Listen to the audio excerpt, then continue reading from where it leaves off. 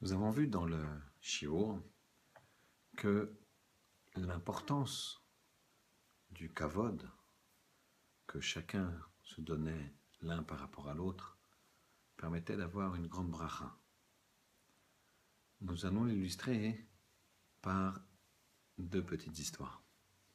La première, elle concerne Rav Moshe Feinstein. Un jour, Rav Moshe Feinstein a dit à la personne qui le conduisait de l'amener à un mariage et ensuite dans un autre endroit où il avait une urgence. Il lui a précisé que le mariage, il resterait que quelques minutes et qu'il l'attende pour repartir immédiatement dans le deuxième endroit car c'était urgent. Voilà que, alors que le mariage bat son plein, le chauffeur regarde sa montre et s'aperçoit que le Rav est resté beaucoup plus longtemps, ou reste encore plus longtemps que prévu. Déjà, pratiquement une demi-heure s'est passée. Et il commençait presque à s'inquiéter quand le Rav est apparu, essoufflé, avec des dizaines de personnes qui dansaient autour de lui. Le Gadol Hador, Rav Moshe Feinstein, avait apparemment dansé avec le Khatan. Il rentra dans la voiture et demanda au chauffeur d'aller le plus vite possible à l'endroit déterminé, le deuxième endroit. Voilà que le chauffeur était très curieux de savoir ce qui s'est passé. Rav Moshe Feinstein lui a dit: écoute, je suis arrivé et la choupa venait de commencer. Et je me suis dit, j'attends juste la fin de la choupa. Et dès que c'est fini, je rentre, comme c'était prévu.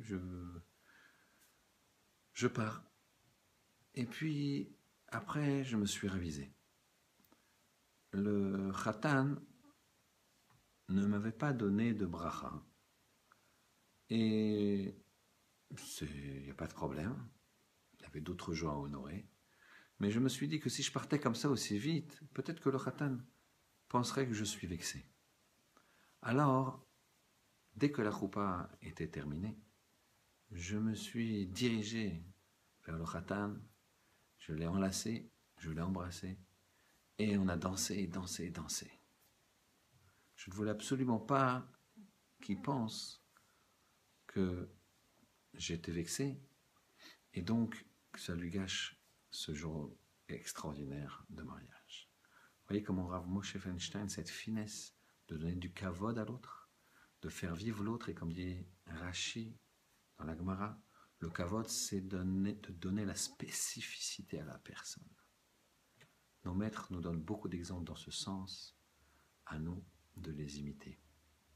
Une autre petite histoire de kavod extraordinaire, le Rav Soloveitchik, un jour il était à sa table de Pessah, et voilà que vous savez qu'à Pessah, on met une nappe blanche, on met les plus beaux couverts, on met toute la plus belle vaisselle.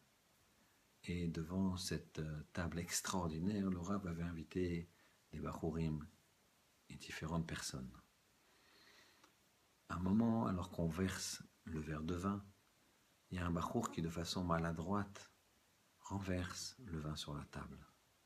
À ce moment-là, le Rav, immédiatement, fait fin de faire un geste lui également et fait tomber également son verre sur la table en disant: ah là là, je sais très bien que cette table est mal calée. Le Rav, pareil, dans sa extrême finesse, a donné le kavod à la personne, c'est-à-dire elle l'a laissé exister, elle lui a donné sa yechidout, elle lui a donné son côté, sa place unique, et elle a tenu compte d'elle. Qu'Hachem y fasse qu'on ait toujours le regard sur chacun de façon kavod, c'est-à-dire de mettre chaque personne à sa place, chaque personne étant yachid, étant une personne unique à nos yeux, et bien sûr unique aux yeux d'Hachem. Shabbat Shalom.